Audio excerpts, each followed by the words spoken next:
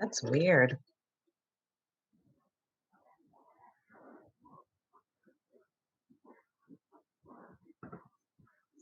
Mr. Guest, Yeah. do you have those bears anywhere close I can see exactly how small?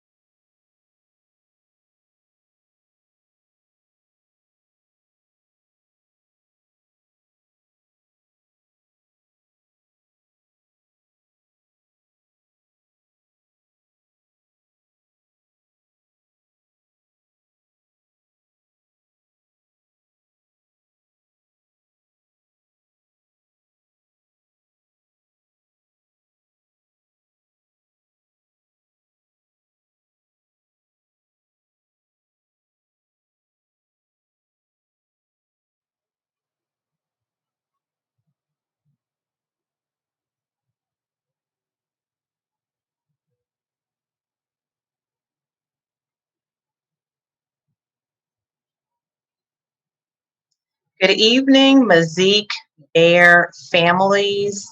We are so glad that you could join us this evening for our Healthy at Meyzeek Town Hall, A New Way Forward.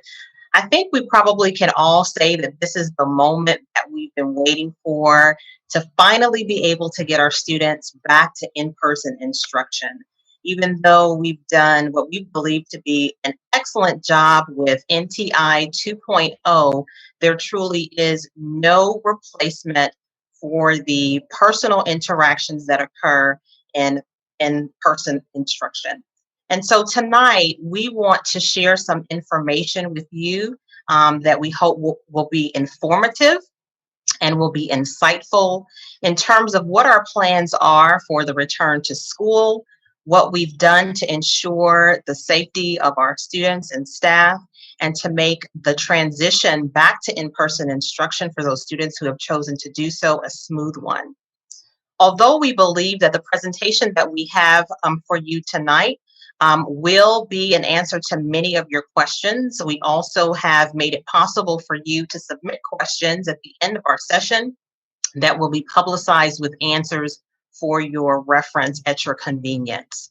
I would like to introduce to you my wonderful administrative team, and many of you already know them, but I would introduce them again. We have our 6th grade assistant principal, Andrew Guest, our 7th grade assistant principal behind the scenes, Caleb West, our 8th grade assistant principal, Dr. Rhonda Branch, our 6th grade counselor, Maylee Arnold, our 7th grade counselor, Tracy Percival, our 8th grade counselor, Kirk Hamsley, our amazing Youth Services Center coordinator, Sarah Baker, our academic instructional coach, Sandy Dearborn.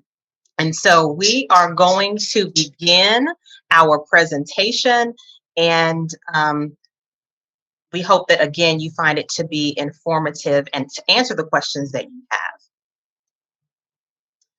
Our plan was created using a collaborative team of 19 very committed staff members of the Meyzeek faculty, including teachers as well as support staff.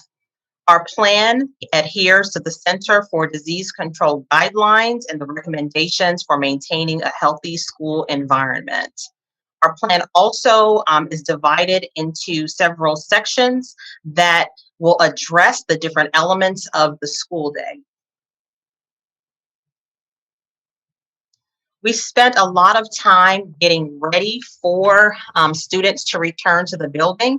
In fact, we started the development of our plan in October, and we have made adjustments according to the CDC guidelines as it has evolved over time. And so in terms of getting our building ready for students, some of the things that we have done include social distancing markers, where on the outside of our building, there are markers for students to indicate where they should be standing, as well as in our hallways, we have floor decals that are directional that will help students to know where they should be standing. We also have those same social distancing markers in our holding areas and in all of our common spaces, such as our offices and our restrooms. We have signage as reminders to all students and staff about the social distancing, about wearing their mask, which is also a requirement while in the building, and directional signage, as that is also recommended in the CDC guidelines.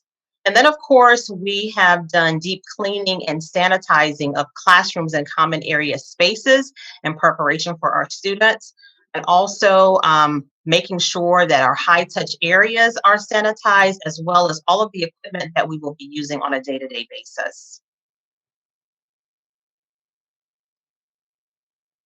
So the question really is, what will the day look like at Meyzeek for our students? Well, it begins with arrival. And so our plan involves when students arrive in 3 categories. So our car riders have an exclusive entrance, and they will use exit 11, which is the entrance to the building near our car rider line. The students who will be riding a bus will use our Lambton Street doors, which is closest to our cafeteria. And then our walkers will enter also on Lambton, the easternmost door on Lambton near the office. That's where our walkers will come in. And then our employees will use the main lobby. And this is very different from the past. In the past, students have been able to access the building from the main lobby. But in order to reduce any crossing of students during our arrival procedure, the main entrance will be exclusively utilized by our employees.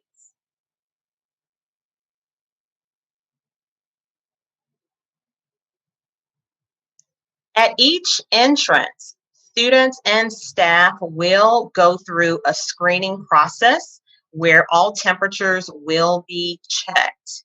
We'll be looking to see that every student has their mask properly affixed to their face. And if they do not have a mask, we will provide students with masks. In fact, all students will be provided with cloth masks as well as disposable masks. Upon arrival, students will also have breakfast that will be handed out to students using a kiosk system, and that will help to expedite breakfast if students choose to have it in the morning. And then, because of that screening process, if there are any students who are exhibiting symptoms, they will be escorted to our healthy room where they will be excluded until we are able to determine the nature of their illness and then contact a parent to come and pick them up if we deem that they are sick and cannot return to instruction with others.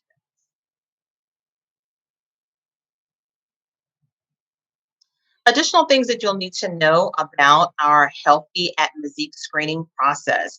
As students walk to school, get off the bus, or exit their cars, as I mentioned, they will be going through a screening process that involves a QR code. So on the first day of school, we will be providing every student with a lanyard and a QR code that they will use daily. So they must have their lanyards with them each and every day, and they will use their QR code to check in as a part of the check-in process. When we are doing our screening, students with a temperature of more than 100.4 in accordance with the CDC guidelines, we will give them a second check after 10 minutes. Sometimes students' temperatures fluctuate, so we want to make sure that we have an accurate reading, so we'll give them 10 minutes to cool down.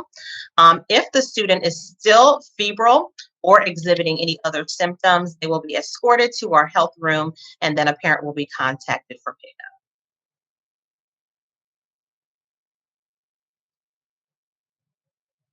This is very important because the return to school involves a joint effort between home and school.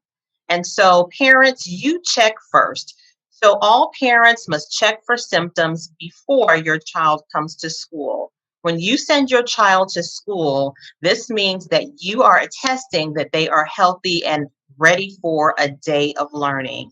If your child wakes up in the morning and they are feeling ill, coughing, or exhibiting any of our exclusion symptoms, they must remain at home for the day.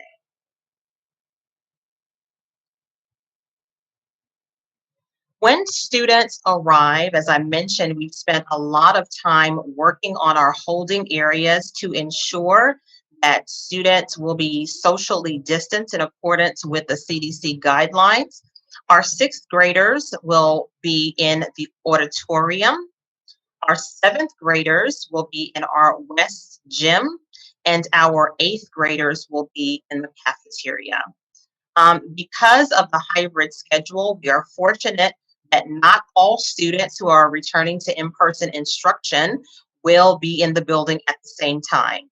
The AABB schedule gives us the advantage to have smaller numbers of students in the building at any given time. So this ensures that in each of these holding areas, our students are socially distanced. Students will also be assigned a seat number in any of the holding areas where they are assigned. They are only going to sit in that seat. And the purpose of our assigned seating system is to do contact tracing should that ever become necessary. And hopefully, we'll never have to do any contact tracing. We will have staff assigned to each of the holding areas who will be providing supervision to ensure that students are in their assigned seats and they have their mask on and they are maintaining our social distance expectations. And then when it's time for students to go to class, they will be escorted to their classrooms by their individual teachers.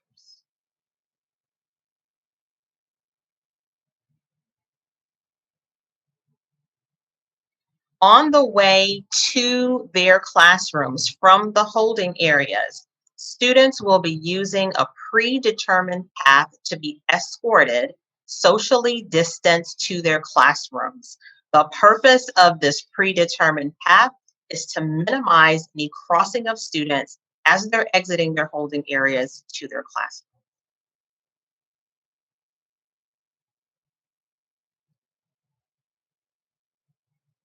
Dismissal.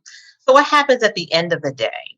So supervision will be placed and ready in every hallway and outside to ensure proper social distancing. So we will have teachers strategically placed to make sure that students are moving in the right direction and that they are maintaining their social distance, that they're keeping their mask on until they get home.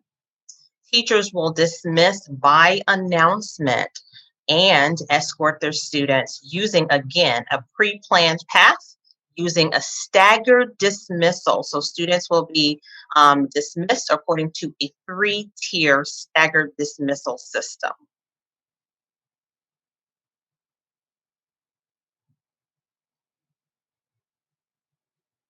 And so, as mentioned earlier, students will be provided a breakfast.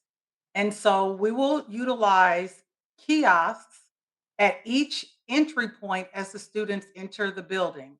And at that point, after they have completed the screening process, they will have the option to receive a grab and go breakfast.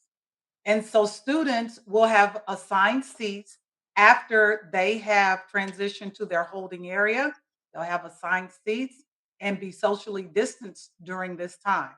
At that time, while in their assigned seats, they'll be able to eat their breakfast and they will lower their mask they will only lower their mask when they're actively eating and drinking. And so on their way to their holding area, students will follow the floor decals for proper social distancing. And then for lunch, as students transition to lunch, they will be called to the cafeteria one class at a time. And then students will be cued after entering the cafeteria when to line up to go through the lunch line. And there'll be supervision in the cafeteria, and those teachers or staff members that are in the cafeteria will allow students to know when they are to line up to go through that line to ensure proper social distancing. And then again, there are floor decals in the cafeteria, and they should follow the floor decals as well. And so in this slide, you will see an example of how the cafeteria looks. And so you will notice that there are X's that are on the seats. And on any seat where there's not an X, there will be a number. And so students will have an assigned seat while in the cafeteria to ensure proper distancing and to also ensure that if we have to actually do contact tracing, then we'll know exactly where students have been.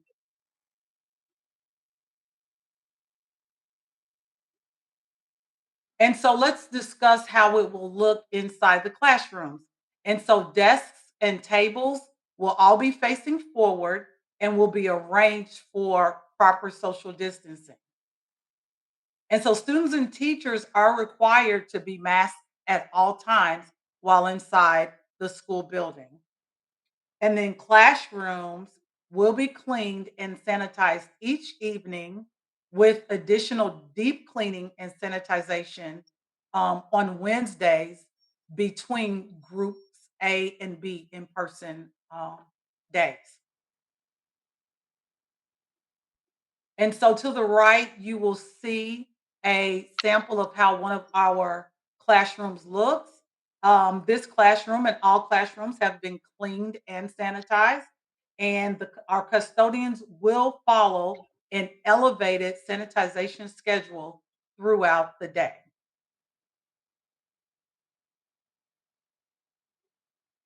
And so during the day, students will take a restroom break and it will be done by team. And so 3 times during the day, they will have scheduled restroom breaks as a team. So that's during the morning, during lunchtime, and also one in the afternoon. And breaks are conducted one class at a time with a limit of 3 students inside the restroom at a time. And we do understand that sometimes there are cases in which there's an emergency. And if that does happen, then the teacher will notify the front office for an escort. Only one student will be escorted at a time. And students that do have permission to have an emergency restroom break must have their agenda with them and complete it. And all calls are monitored and logged in the main office in case there has to be some contact tracing.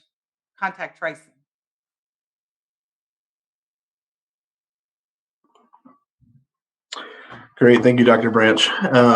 So again, I'm Andrew Guest, the sixth grade assistant principal. So sanitization, we realize, is going to be an extremely important part to being healthy at Meyzeek.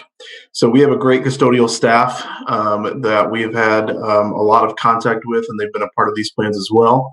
And the district has done a lot of training with our custodial staff to make sure that they are prepared and ready to ensure that we have a safe return to school. And so a big part of that is that custodial staff is going to be working to ensure the sanitization of high-touch surfaces. So those will be things such as drinking fountains, which will be retrofitted, so that way students can drink out of cups and bottles. There will be increased sanitization of restrooms throughout the school day, classrooms, common areas, as well as a health room. So within the classroom, teachers are going to be provided with cleaning supplies to sanitize their classroom.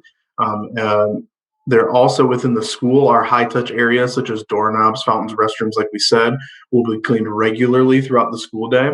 And then within the cafeteria, lunches will have a break period between each to ensure that the tables are wiped down prior to the start of lunch. So typically our students are used to having a very set and clear lunchtime. They are going to have a set lunchtime, but again, sanitizing takes precedence. And so we've allowed for some flexibility to ensure that they are properly cleaned and prepared for the next eating group to come in.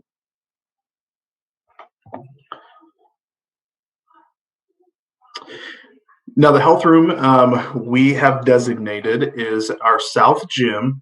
For those of you familiar with Meyzeek, Meyzeek actually has 2 gymnasiums. The west gym is typically the gym that we use for our physical education classes. And the south gym is not being used for class this year. Instead, is going to be used as a health room. So it's a very large space that allows for very sufficient air ventilation with large windows on both sides, as well as lots of space again to distance everybody in there. So again, students will be placed socially distanced in there with tables and chairs. They will have a Chromebook or any other materials provided to them, so that way they can be successful asynchronously as they wait for their ride to arrive to school, and they will be monitored by an administrator at all times. So PPE, personal protective equipment, will be available at each entry point and in every office, classroom, and common area space. There will be no shortage of protective gear for both staff and students. We will not run out. We will have plenty on hand, and we have very clear methods to ensure that that occurs. Again, 2 cloth face masks will be provided to each student and to each staff member, and an unlimited number of disposable face masks will be provided by the district for the school building as well. Now, when it comes to screening and exclusion, you've heard a little bit through the arrival procedure that students will be coming in and their temperature will be taken. So at every entrance, trained personnel will be taking temperatures and observing for visible symptoms of students. Entrance personnel will scan the QR code carried by each student, and if at that time a student exhibits a fever greater than 100.4 degrees or is showing clear signs of symptoms, the student will be escorted to the health room. Now, again, once they're in that health room, those students will have a second time in which their temperature will be taken. And that is just a precaution for any of our students who may be walking to school on a hot day, have a hat that makes their forehead extra hot. So it gives 10 minutes for us to take that temperature a second time and go ahead and make an appropriate determination from there. So we're not sending students home or excluding students unnecessarily. So again, going over that 10-minute process just to ensure that we are ensuring that we're not excluding students who are okay. And again, if at that second check, they no longer have a fever and or no longer exhibiting symptoms, they will return to their normal schedule.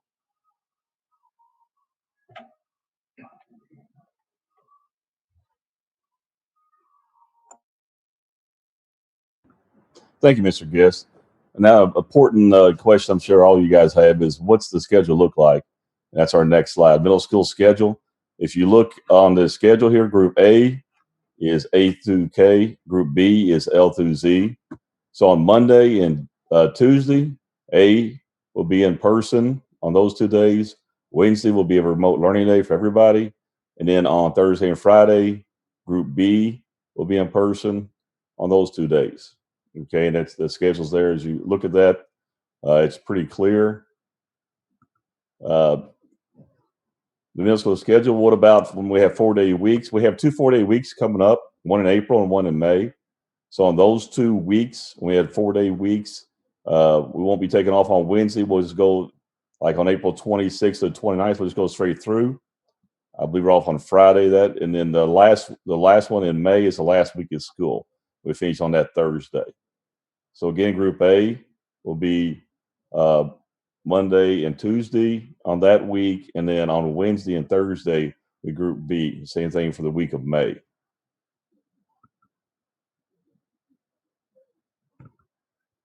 And then last thing is, how do siblings in different groups get into the same group? The district will communicate with families the process for switching groups. Again, for Group A and B, that's defined as A through K for Group A and L through Z for Group B. But if you have a family, the siblings, they want to keep them together. Again, the district will communicate with you on that.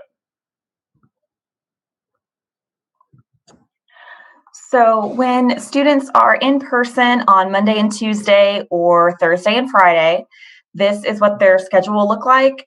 This is also what students who are in virtual groups, their school day will look very similar to what our in-person students look like. So for 6th grade, they'll start their day off in advisory.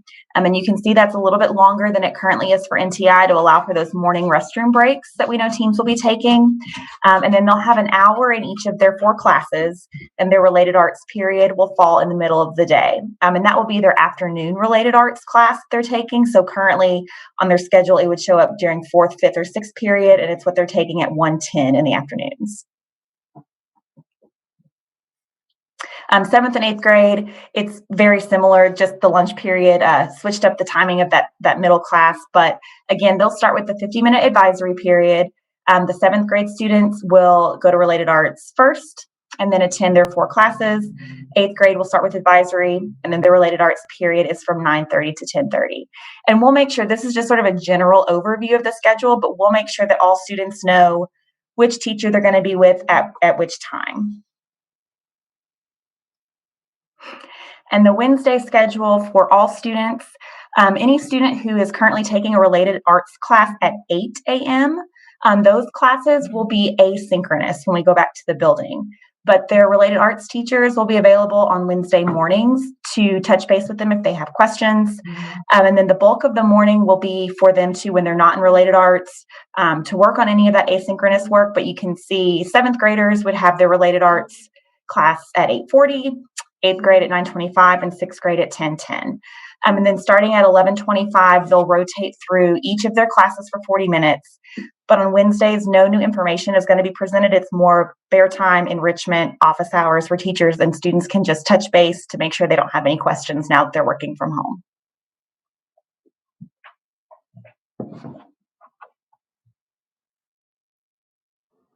Thank you, Ms. Arnold. So for the instructional programs that we have at Meyzeek, we have many programs and we address lots of different types of students. So our gifted and talented and our advanced programs. We also have some special education or exceptional education students, ECE. We have this year EL students, that English is a second language students, and we will be getting those services to all of the students that you see listed here, both those participating virtually and in person.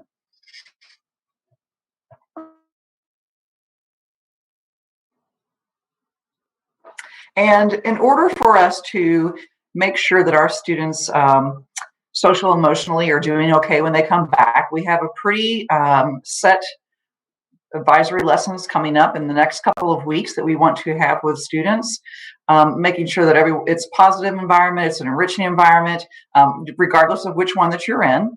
And so if you'll look the week of the 15th, March, we're starting a new series called A Brave New World, and that gives us an idea and to share with students how we can best adapt during a pandemic, or how we can address issues that may have come up since we've been away from each other for so long. And then the 22nd, the week of that week, we'll have advisory lessons that are Bear Pride. So it's almost like starting our school year over again, at least coming into the building. And so we have to reiterate those expectations for our students, our bears, as they come into Meyzeek. So we'll spend some time reviewing that information. And then, of course, the 29th is our spring break week. But to remember, next week we'll also have Spirit Week. So we're kind of gearing up and getting students back in the right frame of mind to come back into Meyzeek and be our proud bears. Can't wait to see you all. Thank you, team, for assisting in going through our Healthy at Meyzeek plan. And parents, I want you to know that, again, we have spent a lot of time working on our plan to ensure that upon the return to school, students feel safe, they feel supported, and they can reconnect with our school. As much as we all want to be back in school, I certainly understand that this does create a little bit of anxiety, but we have worked to ensure that we can reduce those levels of anxiety and make you feel comfortable about your children returning to in-person instruction.